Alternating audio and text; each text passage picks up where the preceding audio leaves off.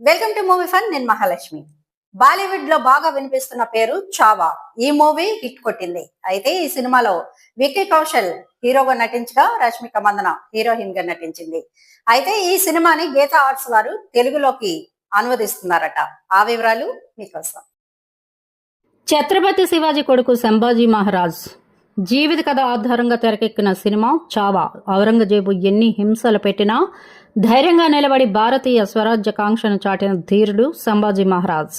ఫిబ్రవరి 14న హిందీ భాషల్లో ప్రేక్షకుల ముందుకు వచ్చిన ఈ సినిమా తెలుగు డబ్బింగ్ ఇప్పుడు రిలీజ్కు రెడీ అవుతోంది.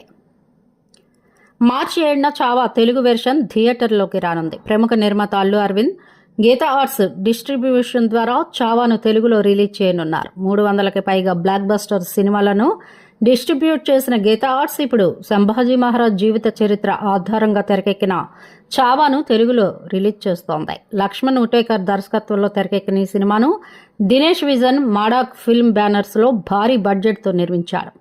ఈ సినిమాలో విక్కీ కౌశల్ సంభాజీ పాత్రలో నటించగా ఆయన భార్య యేసుబాయ్ బోన్సాలే పాత్రలో రష్మిక మందన నటించింది. ఔరంగజేబు పాత్రలో అక్షయ్ ఖన్నా మెప్పించారు. సినిమాలో వీరందరి పాత్రలు ప్రతి ఒక్కరిని ఆకట్టుకున్నాయి. చావా ఒరిజినల్ వెర్షన్ 11 రోజుల్లోనే 417.20 గ్రాస్ కలెక్షన్ సాధించింది.